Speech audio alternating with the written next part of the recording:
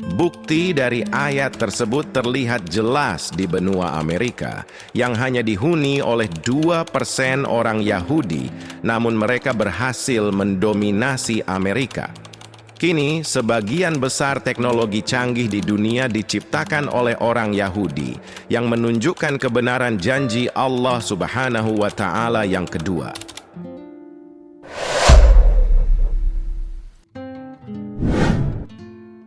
Assalamualaikum warahmatullahi wabarakatuh. Sahabat kalbu yang Allah cintai, kisah kali ini menceritakan 3 janji Allah Subhanahu wa Ta'ala kepada bangsa Yahudi. 2 janji sudah terjadi, tinggal 1 janji lagi yang akan terjadi. Jika kita berbicara tentang bangsa Yahudi, pasti akan berkaitan dengan itu adalah Bani Israel. Kisah Bani Israel sangat terkenal dan sering muncul di dalam Al-Quran. Di dalam Al-Quran, Allah Subhanahu wa Ta'ala telah berjanji 3 hal kepada bangsa Yahudi yang merupakan Bani Israel. 2 janji sudah terlaksana dan 1 janji masih belum terjadi. Nah, sahabat kalbu, kira-kira apa saja janji Allah Subhanahu wa Ta'ala untuk bangsa Yahudi? Yahudi merupakan suku bangsa yang merangkap sebagai agama. Kata Yahudi diambil dari salah satu marga dari 12 leluhur suku Israel yang paling banyak keturunannya, yaitu Yahuda. Salah satu dari 12 putra Nabi Yakub alaihi salam adalah Yahuda, yang merupakan leluhur suku dan agama Yahudi. Nabi Yakub alaihi salam hidup kira-kira pada abad ke-18 sebelum Masehi dan juga dikenal dengan nama Israel. Nama Israel berasal dari 2 kata, Isra yang berarti hamba dan El yang berarti Tuhan. Jadi Israel artinya hamba Tuhan. Allah Subhanahu wa Ta'ala telah mengirim banyak nabi kepada kaum Bani Israel ini, lebih banyak daripada nabi yang dikirim ke tempat lain. Nah, sahabat kalbu, ini janji Allah Subhanahu wa Ta'ala yang pertama untuk bangsa Yahudi. Banyak nabi-nabi yang diutus Allah kepada kaum Bani Israel ini ditolak dan dibohongi oleh mereka karena mereka sombong dan keras kepala. Bahkan, ada beberapa nabi yang mereka habisi dengan sengaja. Allah Subhanahu wa Ta'ala dalam firman-Nya berkata, "Apakah setiap datang kepadamu seorang rasul, membawa sesuatu pelajaran yang tidak sesuai dengan keinginan kalian, lalu kalian bersikap sombong? Kemudian beberapa orang di antara nabi itu kalian dustakan, dan beberapa nabi yang lain kalian bunuh." Quran Surah Al-Baqarah ayat 87.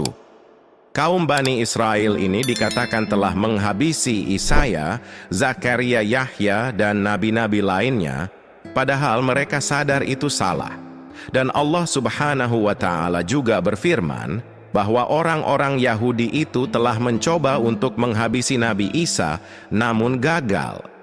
Inilah janji pertama yang Allah Subhanahu wa Ta'ala janjikan, memberikan hukum kepada bangsa Yahudi. Kaum Yahudi dikenal sebagai kaum yang suka merendahkan kaum lain. Mereka selalu berpikir bahwa kaum mereka adalah yang terbaik dan paling spesial di bumi ini. Allah Subhanahu wa Ta'ala berfirman, "Dan telah kami tetapkan terhadap Bani Israel dalam kitab itu, sesungguhnya Bani Israel akan membuat kerusakan di bumi ini 2 kali, dan pasti kamu akan menyombongkan diri dengan kesombongan yang besar.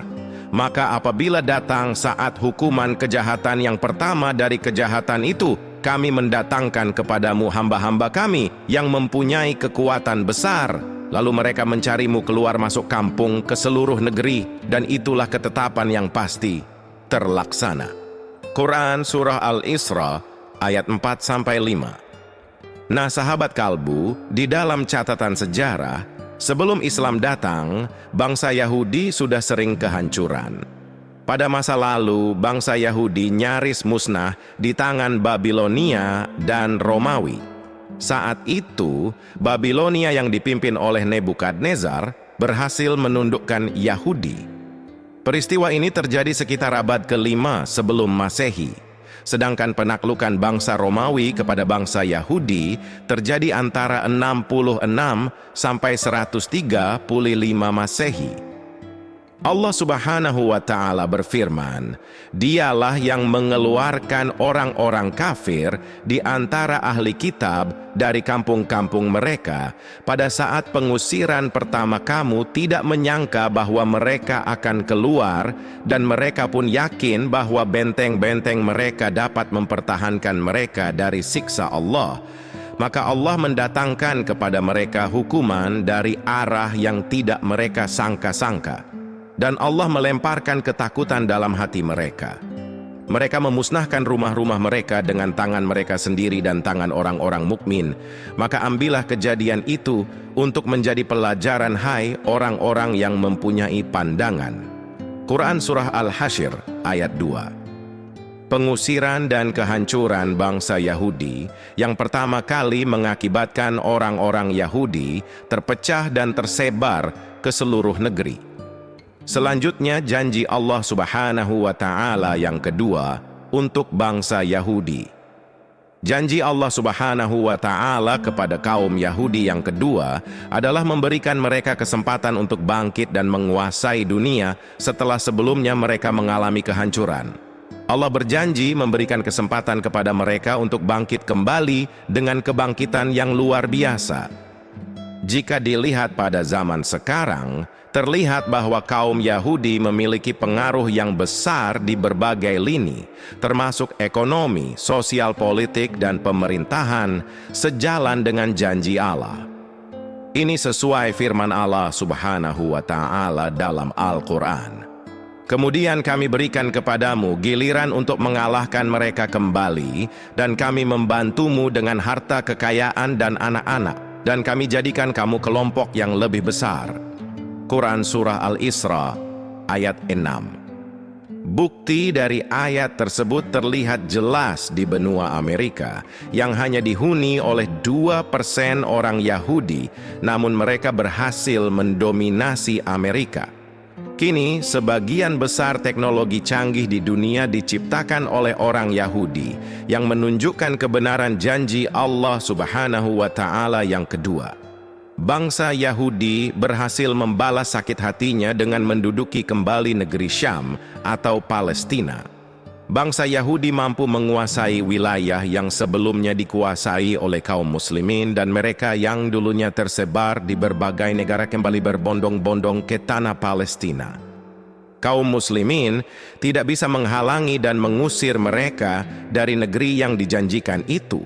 Dan bangsa Yahudi semakin sombong karena didukung oleh Barat dalam bidang ekonomi dan militer. Umat Islam di Palestina menderita karena dijajah oleh bangsa Yahudi, dan umat Islam di seluruh dunia merasa sedih. Namun sahabat kalbu, janji kedua yang sudah terjadi itu tidak akan lama, sebab janji ketiga akan dibayar. Janji Allah Subhanahu wa Ta'ala yang ketiga untuk bangsa Yahudi. Janji ketiga Allah kepada bangsa Yahudi adalah kehancuran kembali mereka. Dalam firman Allah Subhanahu wa Ta'ala yang berbunyi, "Jika kamu berbuat baik, berarti kamu berbuat baik bagi dirimu sendiri. Jika kamu berbuat jahat, maka kejahatan itu bagi dirimu sendiri. Dan apabila datang saat hukuman bagi kejahatan yang kedua, kami datangkan orang-orang lain untuk menyuramkan muka-muka kamu dan mereka masuk ke dalam masjid, sebagaimana musuh-musuhmu memasuki pada kali pertama, dan untuk membinasakan sehabis-habisnya apa saja yang mereka kuasai." Quran Surah Al-Isra ayat 7. Ayat itu menunjukkan janji Allah Subhanahu wa Ta'ala bahwa bangsa Yahudi akan dihapuskan dari bumi suatu hari nanti. Kaum muslimin juga akan mengambil alih kembali Masjidil Aqsa yang saat ini sedang dicoba rusak oleh Yahudi di Palestina. Ada dua alasan yang beredar tentang usaha penghancuran Masjidil Aqsa. Alasan yang pertama adalah karena mereka percaya bahwa di bawah tanah Masjidil Aqsa terdapat kuil Sulaiman. Yahudi ingin menggali kuil itu dari dalam tanah yang akan menyebabkan Masjidil Aqsa runtuh. Alasan yang kedua adalah karena Yahudi ingin memprovokasi umat Islam di seluruh dunia. Di hari sebelum kiamat nanti, umat Islam akan mengambil kembali tanah Palestina dan Masjidil Aqsa. Saat itu, umat Islam di seluruh dunia akan di bawah pimpinan salah seorang keturunan Rasulullah Shallallahu Alaihi Wasallam, yaitu Imam Al-Mahdi. Janji ketiga ini belum terwujud dan pasti akan terwujud. Palestina dan Masjidil Aqsa akan dikuasai umat Islam. Inilah 3 janji Allah Subhanahu wa Ta'ala kepada bangsa Yahudi.